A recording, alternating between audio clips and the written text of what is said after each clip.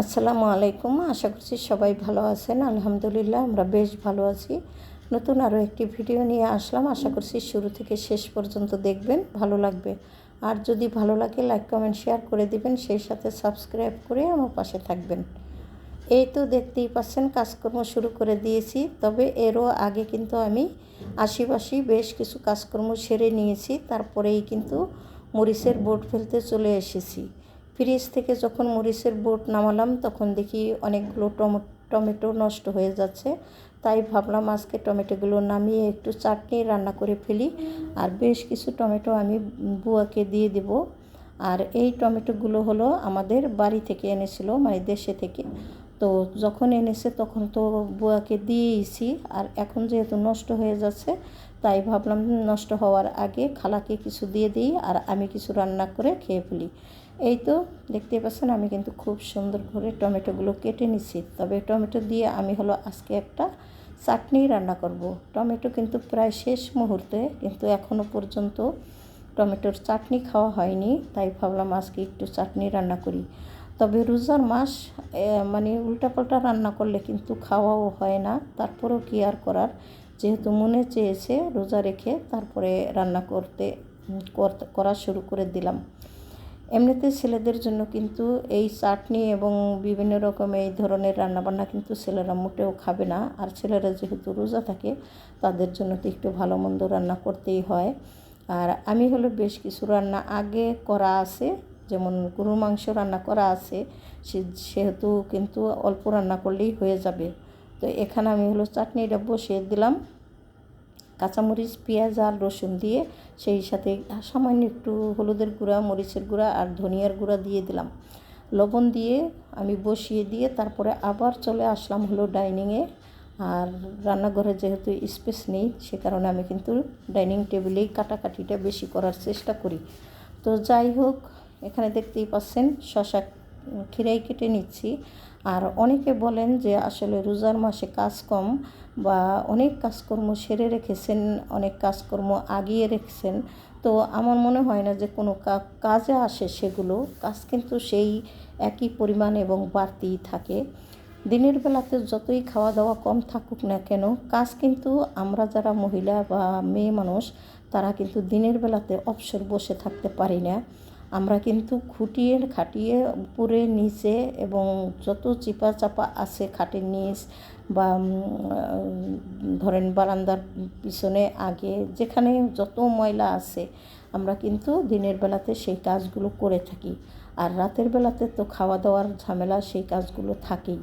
তো কীভাবে রোজার মাসে কাজ কম হলো? রোজার মাসে আরও ডাবল কাজ থাকে, দিনের বেলাও করতে হয় এবং রাতের বেলাতেও করতে হয়। যাই হোক, কাজ কোনো অসুবিধা নেই, রোজা রেখে ভালোই লাগে। এবং রোজা রাখতে আমরা সবাই যারা মুসলিম তারা তো অবশ্যই পছন্দ করি এবং রাখিও যতটা সম্ভব। যার যেরকম অসুস্থ না থাকলে সবাই রোজা থাকে। এদিক থেকে একটুখানি ঘোটা দিয়ে দিলাম। তারপরে আমি হলো সামান্য একটু চিনিও কিন্তু এখানে দিয়েছি। আর তারপরে হলো রসুন আর পেঁয়াজ দিয়ে চাটনিটা বাগার করে নিলাম। তো এইভাবে এটা রান্না করলাম। আর সেই সাথে হলো মিষ্টি কুমড়াটাও ভাজি করে রেখে দিব। তো দুপুরের জন্য এ পর্যন্তই রান্না আমার শেষ। আর কিছু করব না, যদি লাগে মাগরিবের পরে আবার কিছু হালকা পাতলা রান্না করে নেব। কেননা দুপুরে তো কেউই আসলে আমাদের খাওয়া দাওয়া করে না, আমরা সবাই রোজা থাকি। তো মিষ্টি কুমড়াটা বসিয়ে দিয়ে আমি হলো কিছু প্লেট বাটি মানে এখানে আছে সেগুলো ধুয়ে পরিষ্কার করে নেব। এই প্লেট বাটিগুলো হলো আমরা যে সেহেরি খেয়েছিলাম তখন রয়ে গিয়েছিল আসলে। তো এই প্লেট বাটিগুলো আমি মেজে আগে এখানে সাবান দিয়ে রেখেছি, এখন হলো পরিষ্কার করে ধুয়ে নিলাম। আর বেশ কিছু প্লেট বাটি কিন্তু আমি তখনই ধুয়ে রেখেছিলাম। এইগুলো থাকারও একটা কারণ আছে। আমরা সবাই একসঙ্গে খেতে বসি ঠিকই, কিন্তু আমার যে ছোট ছেলেটা ও কিন্তু এত আস্তে ধীরে খায় যে আমাদের খাওয়া দাওয়া হয়ে যায়, তারপরে ও আসলে খাওয়া দাওয়া শেষ করে।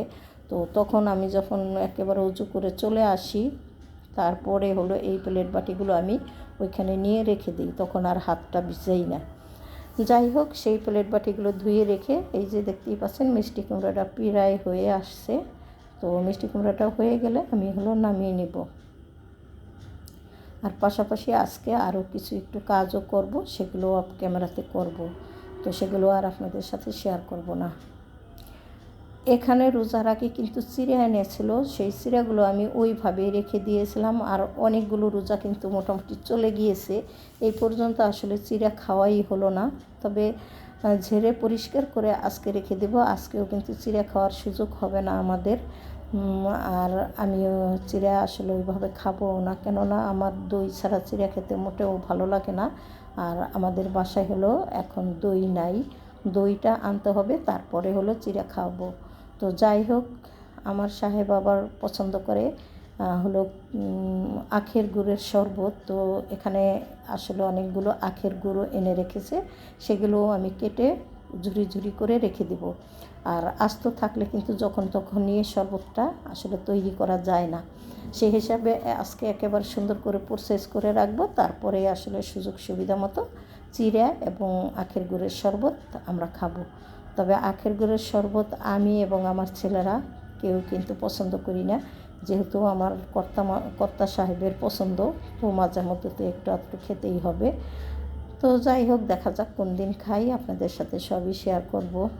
তো চিড়াগুলো খুব সুন্দর করে পরিষ্কার করে আমি হলো বয়ামে করে রেখে দিলাম, আর ময়লাগুলো সব ফেলে দিয়ে এসে এখন হলো আখের গুড়টা একদম ঝুরি ঝুরি করে কেটে নিব। এই যে দেখতেই পাচ্ছেন, আমি কিন্তু খুব সুন্দর করে বটি দিয়ে ঝুরি ঝুরি করে কেটে রাখলাম। আর আস্ত থাকলে কিন্তু যখন তখন শরবতটা বানানো যাবে না। তো এই তো আপনাদের সাথে তো অনেক কথাই শেয়ার করলাম, যদি ভুল ত্রুটি হয়ে থাকে ক্ষমা সুন্দর দৃষ্টিতে দেখবেন, আর আমার পাশে থাকবেন আশা করছি। ভিডিওর শুরুতে একটা লাইক দিয়ে ভিডিওটি দেখবেন আশা করছি, কেননা আমার ভিডিও আপনারা তো জানেন আমি একেবারেই একটা নগণ্য মানুষ বা নগণ্য মাত্রার মানে ব্লগার। তো সেই হিসাবে আমার ভিডিওগুলো যারাই দেখেন না কেন একটু মানে লাইক করে দিয়েন, এই আর কি আপনাদের কাছে অনুরোধ রইল। তো গুড় মানে আখের গুড়টা খুব সুন্দর করে রেখে দিলাম, আর সেই সাথে কিন্তু ইসুপ কলের ভুসি এনেছিল, তো ভুসিটাও আমি সুন্দর করে চেলে একটু বেছে পরিষ্কার করে রেখে দেব। তো এই যে খুব সুন্দর করে কিন্তু একটা ছাঁকনি দিয়ে চেলে নিলাম, কেননা এগুলো অনেক অতিরিক্ত ছোট, তো বেশি ফাঁকা জিনিস দিয়ে কিন্তু এটা আর কিছু করা যাবে না। তো খুব সুন্দর করে বেছে পরিষ্কার করে রেখে দিলাম, আর বাদ বাকিগুলো আমি হলো এখন গুড়ের ভিতরে দিয়ে দিলাম। গুড় এবং ভুসি একসাথে পানি দিয়ে ভিজিয়ে রাখবো, আর যখন খাওয়ার আগে একটু নাড়াচাড়া করলেই কিন্তু শরবতটা তৈরি হয়ে যাবে।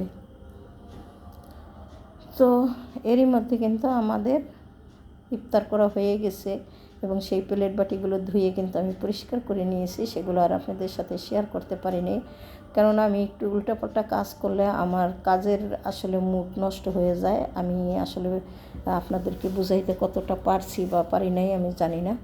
তো এখানে সন্ধ্যার পরে হলো আমি ভাত এবং দুধ জাল করে নিলাম, আর যেহেতু একটু গরুর মাংস রান্না করা আছে, তো ছেলেরা কিন্তু গরুর মাংস তো খাবেই। আমার সাহেব হলো গরুর মাংস অত বেশি একটা খায় না, এবং আমারও কিন্তু হাই প্রেশার, তবে আমি কিন্তু গরুর মাংস খাওয়া বন্ধ করি না একেবারেই। আমি গরুর মাংস খুবই পছন্দ এবং আমি খাই। তারপরও ছেলেদের জন্য একটু দুইটা ডিম ভুনা করে রাখবো, যদি গরুর মাংসের পাশাপাশি খাবে, না খেলে তো নাই। তো দেখা যাক কী করি। দুধটা চাল করতে বসিয়ে দিয়ে এদিক থেকে হলো ফুটানো পানি ছিল, ভাবলাম সেকে আরও একটা পাতিল পানি ফুটিয়ে রাখি, কেননা সকালবেলাতে তাহলে খুব সুন্দর করে আরও একটা পাতিল ঠান্ডা হয়ে যাবে, আর আমি তখন কিন্তু সেকে নেব। এইভাবে সকাল সন্ধ্যা দুই বেলাতেই কিন্তু পানি ফুটিয়ে সেকে রাখতে হয়, যেহেতু ফুটানো পানি আমরা খাই, এখানে কোনো ওয়াসার পানি সরাসরি আসে না এবং কোনো খান থেকে আনাও যায় না। যাই হোক, কী আর করার, যেখানে যেমন তেমন করেই তো থাকতে হবে। আর আমরা যেহেতু ভাড়া বাসায় থাকি, আমাদের একটু সুবিধা অসুবিধা তো থাকেই, কিছুই করার থাকে না। যাই হোক, এখানে বেশ কিছুটা পানি পড়ে গিয়েছিল, তাই তো একটু রুমাল দিয়ে খুব সুন্দর করে মুছে পরিষ্কার করে নিলাম, আর আরও একটা পাতিল চুলাতে বসিয়ে দিলাম। আর এদিক থেকে কিন্তু আমার দুধ জাল করা হয়ে গেছে, এখন আমি নামিয়ে নেব।